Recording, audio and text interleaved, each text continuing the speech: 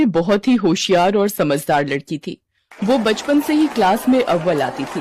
School में सभी सिमरन की बहुत तारीफ करते थे। पढ़ाई में अच्छा होने के कारण उसके माता पिता भी उसकी हर डिमांड को पूरी कर देते थे। सिमरन की एक ही सहेली थी मीनल, जो उसके पड़ोस में रहती थी। दोनों साथ ही स्कूल जाती थी। एक दिन स्कूल जाते वक्त, अरे सिमरन, आज तूने फिर लेट कर दी। तू क्लास में अव्वल आती है इसलिए तुझे टीचर कुछ नहीं बोलती। आज तो वो पक्का मुझे पनिशमेंट देंगी। अरे बाबा, कुछ नहीं होगा। हम दोनों क्लासरूम की खिड़की से जाकर सीट पर बैठ जाएंगे। ये देख, मेरा नया फोन। वाह, तुम्हारा पर्सनल फोन। यहाँ तो मुझे हर साल अपनी दीदी की पुरानी स्कूल ड्रेस पहनकर स्कूल जाना पड़ता है। ये फोन तुम्हारा भी तो है। आखिरकार हम दोनों बचपन से फ्रेंड्स हैं। कल पूरी रात मैं इसके फीचर्स देखती रही। मीनल और सिमरन बातें करते करते स्कूल पहुंच जाती हैं और चुपके से क्लासरूम के पीछे वाली खिड़की से घुसने की कोशिश करती हैं, लेकिन टीचर दोनों को पकड़ लेती है और लेट आने की वजह से टीचर दोनों को क्लास से बाहर कान पकड़कर खड़ा कर देती हैं। सिमरन, तुम पढ़ाई में अच्छी हो, लेकिन तुम्हें स्कूल के और भी रूल्स फॉलो करने चाहिए। डिसिप्लिन मेंटेन करना चाहिए। सॉरी टीचर, अगली बार से ऐसा नहीं होगा। सिमरन और मीनल के सामने वाली क्लास से दो लड़के क्लासरूम के बाहर कान पकड़कर खड़े थे। अरे क्यों दिल छोटा कर रही है? सिर्फ हम दोनों ही क्लासरूम के बाहर थोड़ी हैं। सामने उन लड़कों को देख। हाय गर्ल्स, आप लोग भी क्लास में लेट आई थी क्या? हाँ, ये टीचर भी ना स्कूल में पढ़ाने आती हैं या बच्चों को पनिशमेंट देने? मैंने तुम्हें स्कूल में पहले कभी नहीं देखा।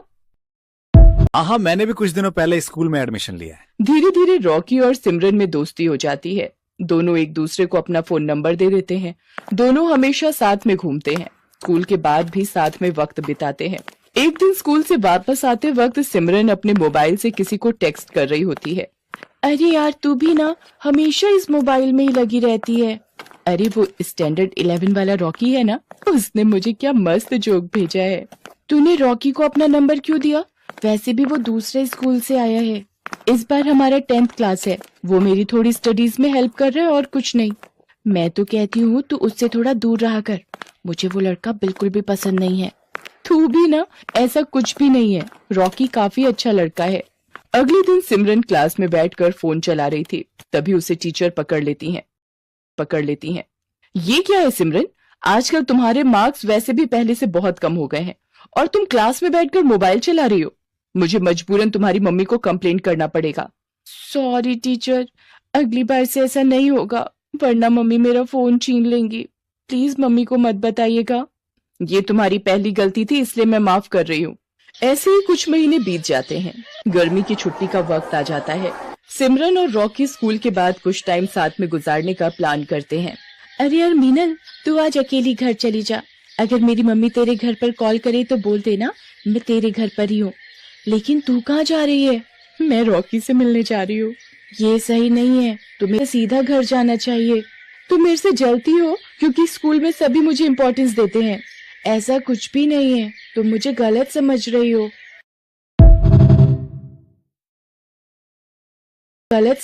हो। तभी सिमरन के फोन पर रॉकी का कॉल आता है और वो वहाँ से चली जाती है।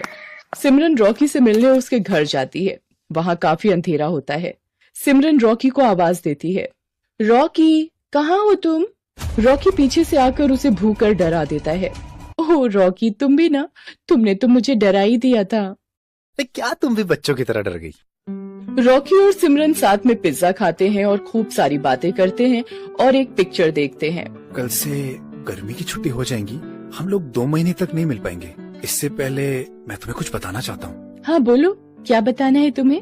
तुम मेरी बेस्ट फ्रेंड हो। मैंने आज तक तुम्हारी जैसी लड़की नहीं देखी। तुम भी मेरे सबसे अच्छे दोस्त हो। सिमरन और रॉकी साथ में वक्त बिताते हैं और कब दोनों अपनी हदें पार कर जाते हैं उन्हें पता ही नहीं चलता। अगले दिन से स्कूल की ये क्या बोल रहे हो तुम रॉकी?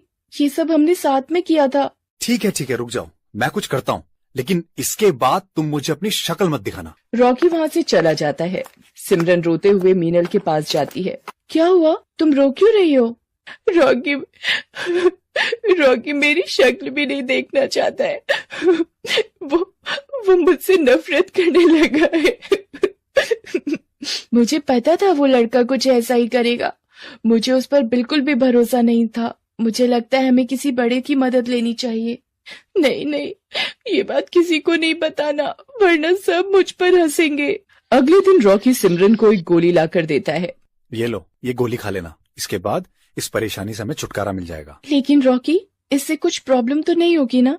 चुपचाप से एक गोली खा लो और मेरा पीछा छोड़ दो। इसके बाद से ना तो मुझे खा लो और मेरा पीछा छोड़ दो। इसके बाद से ना तो मुझे कॉल करना, ना ही कोई मैसेज। सिमरन वो गोली खाकर जाकर अपनी क्लास में बैठ जाती है। तभी वो चक्कर खाकर गिर जाती है।